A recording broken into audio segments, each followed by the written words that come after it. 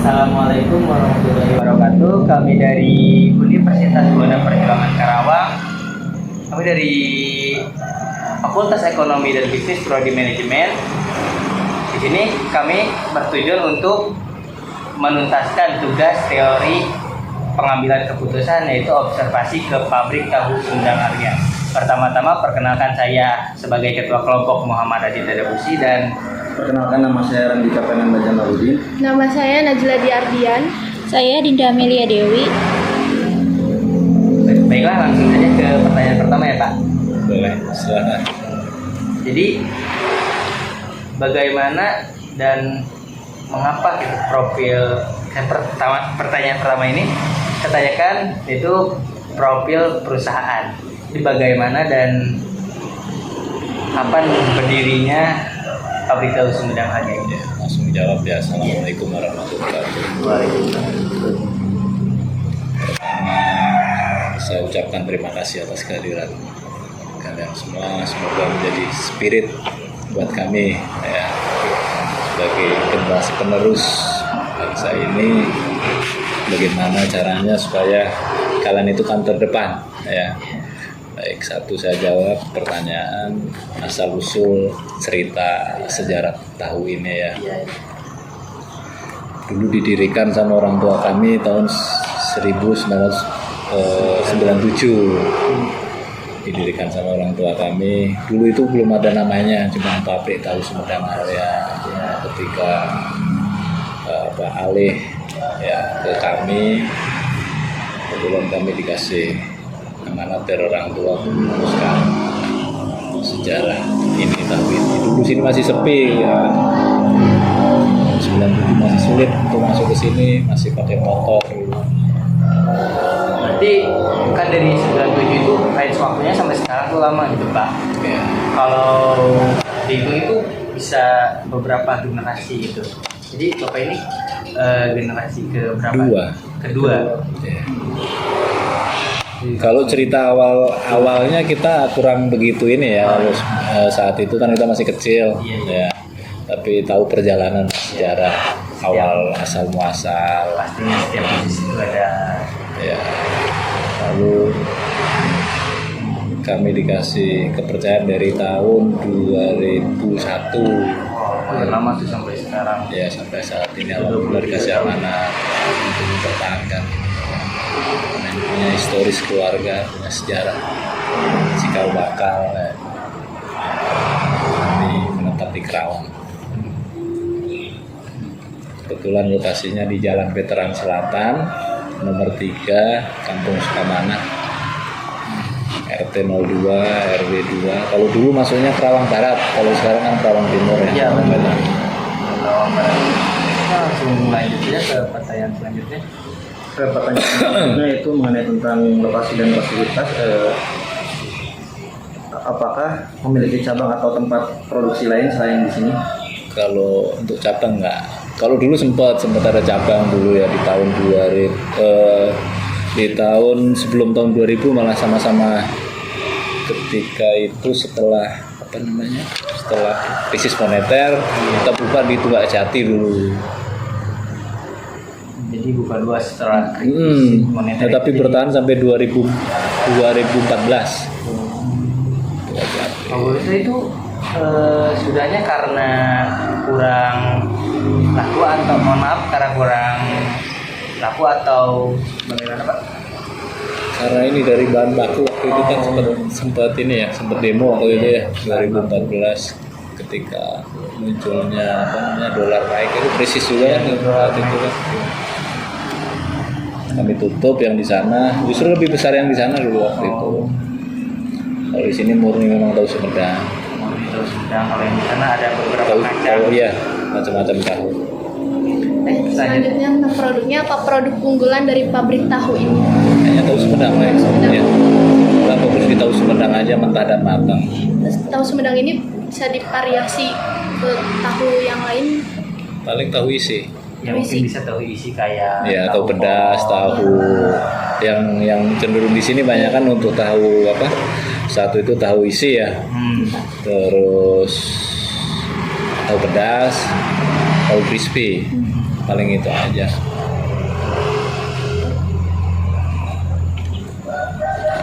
Lalu selanjutnya kayak ada operasional usahanya itu kayak berapa jam operasional pabrik tahu ini setiap harinya? Kalau Mungkin Pak, kami, jadi dari mulai bikin ya, Bikinnya, iya. di kedelai rata-rata paling sekitar 7 jam kerja. Mulai dari pagi sampai sore ya. sampai selesai. Tapi tergantung ini sih tergantung pesanan ya. Kita sih nggak mas, karena kan tahu kita itu kan nggak ke pasar, masa pasarnya beda. Iya. Saya bukan, kalau yang bukan kemasan itu kayak lebih cepat ini, lebih cepat asam gitu Pak. Karena Dia kita- langsung laku sekarang. Ya, hari ini produksi sekarang ya habis hari ini. Hari ini. Ya, sesuai pesanan aja. Mungkin ada pertanyaan yang lain yang Jumlah karyawan di sini ada berapa ya Pak?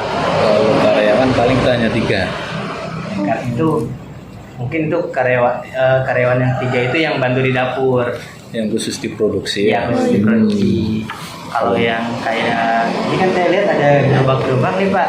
Kalau untuk ini kan dia bagian pemasaran beda ya, kami hitung itu. Bagian pemasaran, ya. Nah, jadi ada ini termasuk pedagang. Oh iya, ini pedagang cuman ngambil supply dari sini. Itu terserah mereka seperti beda. Ya beda-beda. Kalau misalnya memang gerobak kan banyak dari sini semua, mereka hanya namanya. Jadi semua kebutuhan mereka kita yang penuhi. Lanjutnya. Selanjutnya siapa target utama pelanggan pabrik tahu ini? Pedagang. Target utama sebenarnya Masyarakat sekitar. ke satu yang paling masyarakat sekitar, keduanya karena pedagang apa sih yang namanya bingung ya. Pedagang kaki lima mungkin. Ya inilah target utama sasaran kita pedagang kaki lima. Mungkin bapaknya ini kayak memasarkan ke pedagang kaki lima. Nah dari si pedagang kaki lima itu baru ke masyarakat Iya. gitu. Ya. Jadi dipangkas ya langsung ya. Jadi bapak jadi pabrik Masuk ke tahu pengecer ini- berarti gitu. Ya. Jadi pabrik tahu ini menjual ke pedagang kaki lima sebagai supplier dari si pedagang kaki lima itu Langsung mereka langsung ngecer. ke jadi pengecer. Selanjutnya. Selanjutnya, apakah pabrik tahu ini memiliki pelanggan tetap? Jika ada, bagaimana cara mempertahankan pelanggan mereka? Pelanggan tetap ya pedagang Pedagang, tadi ya. iya, pedagang. Untuk gerobak kita kan di gerobak sebenarnya ya. Jadi kita ciptakan, jadi kalau kita ciptakan roda sebenarnya gerobak mudah. Cuman untuk cari dari pedagang ini yang sulit sebenarnya. Kalau ciptakan peluang untuk lowongan pekerjaan mudah sebenarnya. Kalau mereka mau gitu, padahal kita fasilitasi semua. Nah, ini mempertahankan dengan kualitas mungkin ya satu itu. Satu kualitas dari dulu yang selalu Ya. konsisten. Karena mereka semua tinggal di sini. Pedagang kami semua tinggal di sini, jadi istilahnya hubungan keluarga lah, keluarga familiar lah ya. Fasilitas kamar ada, ya ala kadarnya lah. Tapi namanya di kota udah nggak ngontrak kan udah. Iya udah. Kami cukup membantu mereka karena prinsip kami bukan nyari keuntungan aja, hanya untung-untung nggak, Iya saling menguntungkan. saling Iya, menguntungkan. Ya, ya. Selanjutnya terkait tantangan Pak, apa tantangan terbesar yang Bapak hadapi dalam menjalankan pabrik tahu ini? Tantangan terbesar itu sebenarnya ini harga kedelai, harga bahan baku. Karena kita cenderung masih ekspor, Saya dengar juga masih Pak, impor ya. kemarin Indonesia ini kekurangan bahan baku gitu, kebanyakan ekspor, tidak diolah sendiri. Ya. Itu kendalanya ketika dolar ini naik ya sudah. Jadi regulasi kita bukan di rupiah tapi hitungannya di dolar. Karena semua nggak bisa dipungkiri itu dari luar negeri.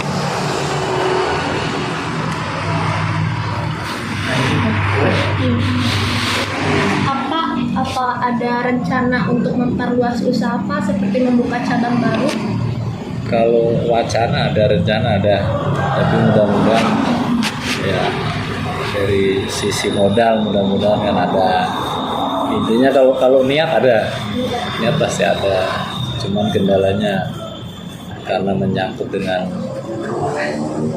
satu sebenarnya itu bisa mengikuti ya. Ya, bisa berjalan seiring waktu. Individunya tadi ini peranan penting itu kan karena manusia. SDM-nya kita cari yang jujur itu kan sulit. Iya sekarang. Yang betul-betul mau. Sekarang orang pintar banyak. Iya. Jujur. Yang jujur. Padahal di sini modalnya hanya jujur. Iya. Kita modalin semua dari roda, dari semua mereka semuanya yang penting jujur dan mau aja ke sini. Kita fasilitasi semua dari tempat dagangnya ya sampai tempat mereka di sini tinggal kita fasilitasi. Lanjut. Yang lain Mungkin Bapak tadi ada rencana tetapi tidak yakin ya, masih kurang, ada yang kurang itu dalam SDM yang mau menjalankannya. itu terkait itu kita udah coba ya 1, 2, 3 tapi ternyata ya itu kalau memang bukan dari, jadi kalau kita nyari enggak, saat ini kita nyari enggak, jadi kalau memang ada kemauan orang datang Ya, itu harus dengan kemauan sendiri. tapi kalau kita nyari agak sulit, agak susah kadang-kadang, apalagi kalau anak-anak sekarang kan kaki lima kan gitu, cenderung kurang. Iya betul. Ya, itulah. Tapi mudah-mudahan kedepannya bisa anak muda ini bisa lebih ya, bahwa penghasilan itu nggak harus di kantor gitu kan, harus di pabrik, bahkan penghasilan lebih enjoy dagang begini. Yang di sini aja anak-anaknya rata-rata kuliah semua, yang tinggal di sini, yang dagang di sini alhamdulillah. Jadi tahapannya lebih inilah, mereka tertata ya dari rumah tangga mereka. Mungkin dari sisi masyarakat SDM sekitar ini juga Ada itu bukan anak muda sekarang kan lihatnya kayak kita harus memiliki gengsi, passion kayak gitu kan. Itu adalah satu hal yang sulit untuk diubah, tetapi ada beberapa yang ingin mencari jalan sendiri seperti berjualan kaki lima itu padahal lebih menguntungkan daripada ya. bekerja di kantor kayak gitu mungkin ya Pak.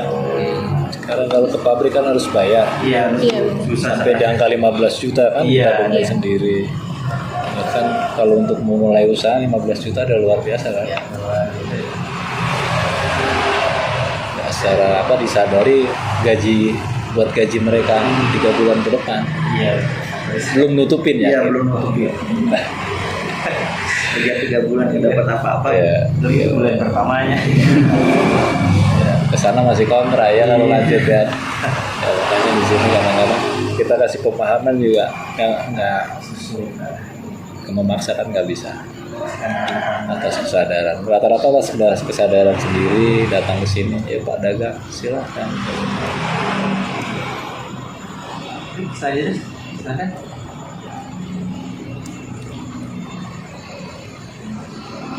Tentang persaingan ya Pak ya. Kalau saingan banyak, Persaingan. saingan banyak. Saingan Iya. Kalau kaki lima saingan banyak. kalau dari yang kaki lima. Iya. Kalau untuk ya itu karena salah satunya ya. Nah, terus pabrik juga udah banyak, ada. Kalau saingan pasti ada, tapi ya itu bagi kami bukan suatu penghalang ya, karena kita bukan setahun 2 tahun kan, udah cukup lama. Yang penting satu jaga kualitas, itu aja. Intinya tuh kalau dari persaingan itu kita harus tetap konsisten menjaga kualitas gitu ya. Kualitas aja, Kualitas aja yang penting kualitas. konsisten. Harga kita bersaing. Nah, mungkin juga dari misalkan muncul pesaing baru, tiba-tiba rame, viral istilahnya lah Pak. Nah, kalau kualitasnya tidak konsisten itu akan kembali lagi kepada kita yang sudah dari dulu ada dan kualitas tetap konsisten dari dulu sampai sekarang gitu. Iya, banyak kan rata-rata di situ, nyata lah fakta ya. Karena di sana juga pernah ada, tapi ternyata Kualitasnya kualitas.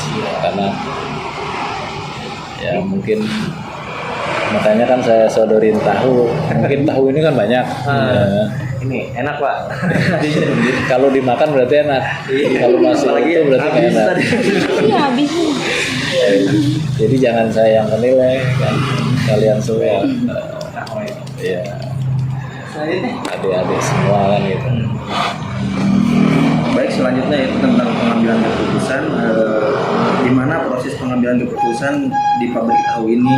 Apakah pengambilan keputusan itu biasanya dibuat oleh Bapak sendiri, apa melibatkan yang lain? Kalau sistem kita kan sistem ini ya, kita segala sesuatunya pasti sama pedagang bermusyawarah. Yang terkait ini kan pedagang juga terkait gitu kan. Tapi kalau untuk dari kami dasarnya pasti musyawarah dengan pedagang apapun, karena tanpa pedagang kita nggak bisa jalan, tanpa pedagang kita nggak bisa produksi. Semuanya tergantung ke UMKM setempat. Ya, Selanjutnya boleh.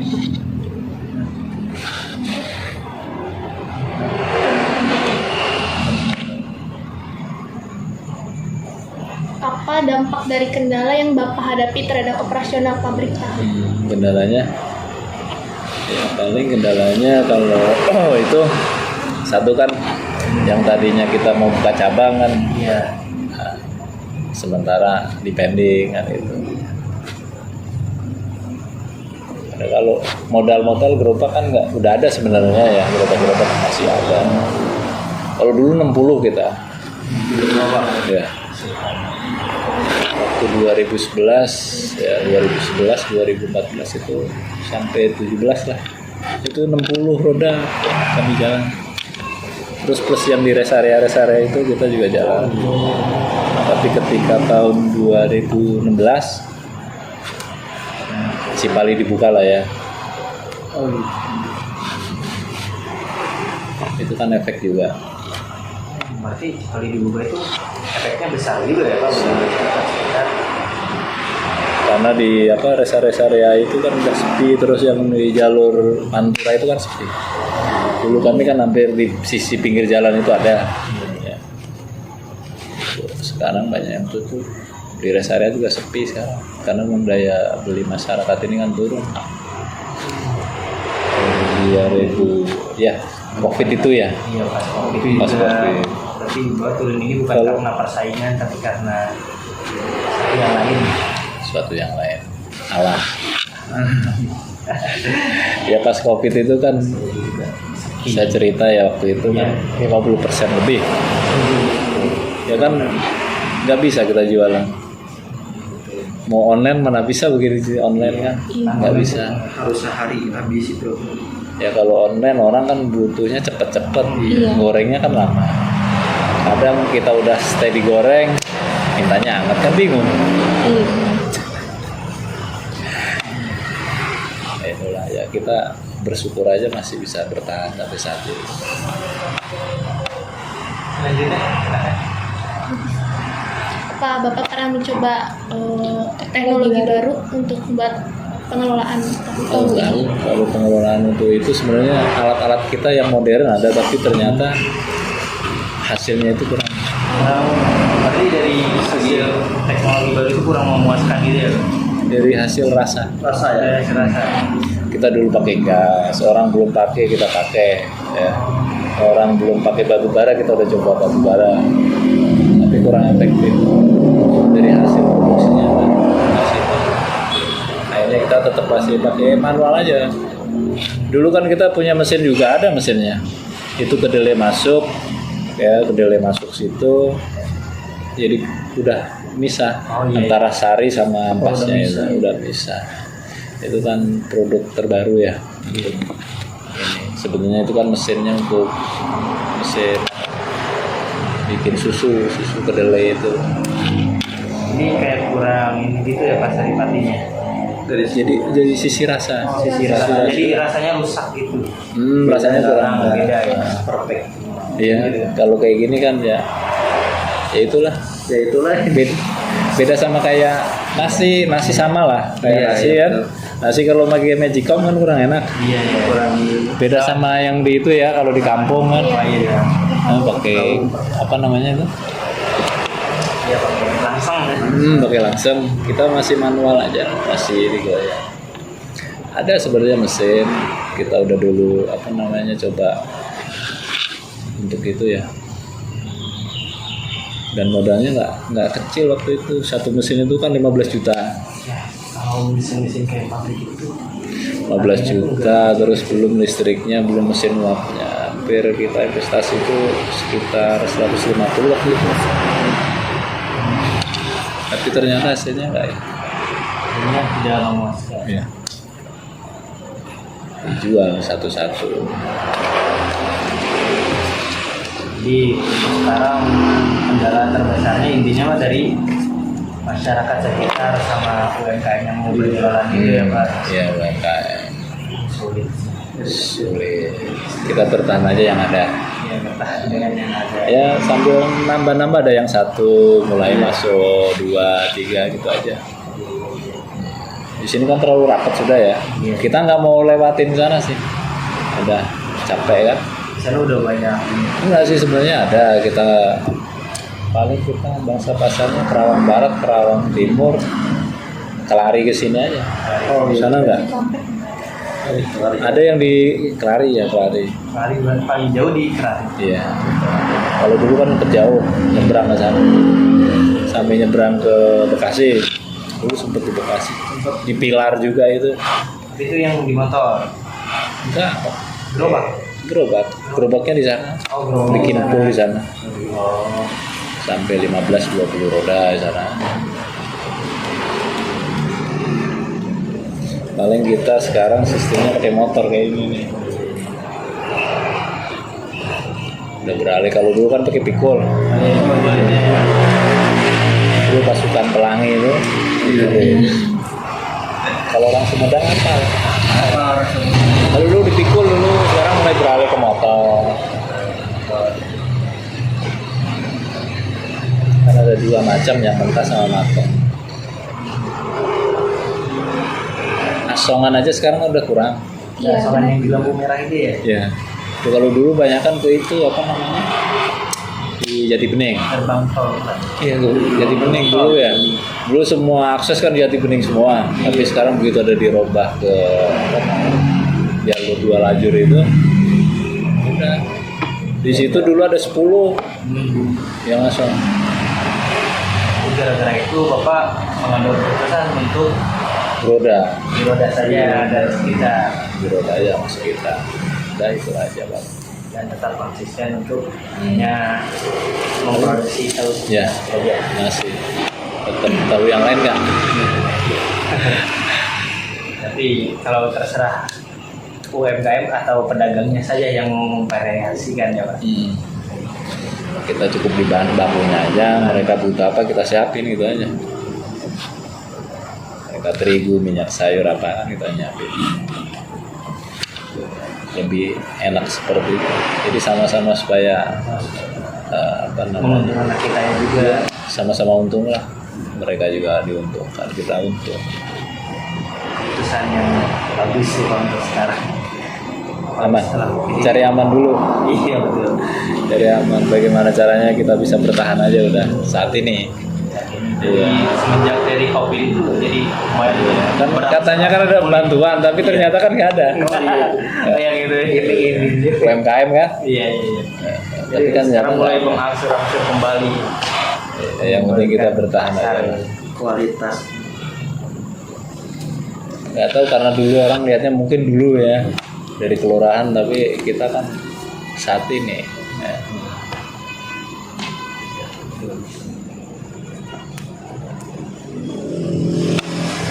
Kita ngajuin UMKM juga nggak di ACC tuh.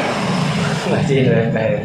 Padahal ini, oh Bapak sudah ini belum apa namanya kayak NIB, NIB itu. surat izin. Sebenarnya udah ada ya. Udah. Ya, sampai nggak tak perpanjang lagi, waktu itu kan masih harus diperpanjang ya. Iya. Kalau sekarang kan nggak. Enggak ada. Sekarang nggak bikin ya, udahlah. Ini sih nggak apa-apa sih. Cuman nggak tahu ya saya. Dulu situs siup semua ada. Oh iya. Kalau nggak ada nanti Berry nggak saya kan. Iya. Yang bantuan itu pas COVID. Nggak, kalau Bukan. bantuan nggak ada gitu. Oh, kenapa? Tapi nggak apa-apa. Ya, mungkin rezekinya lain kan. Jadi kayaknya buat yang lebih membutuhkan. Kalau kita juga butuh. Yang lain Mungkin cukup. cukup sampai di sini saja mungkin Pak. Tutup dulu ya. Boleh. Pak, terima kasih atas waktu dan tempatnya. Saya dan teman-teman ucapkan terima kasih. Yes. Assalamualaikum warahmatullahi wabarakatuh. Waalaikumsalam warahmatullahi wabarakatuh.